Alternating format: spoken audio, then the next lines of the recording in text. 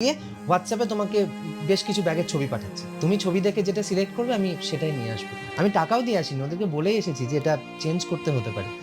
আমি চেঞ্জ করে নিয়ে আসি, কেমন? স্বর্ণ,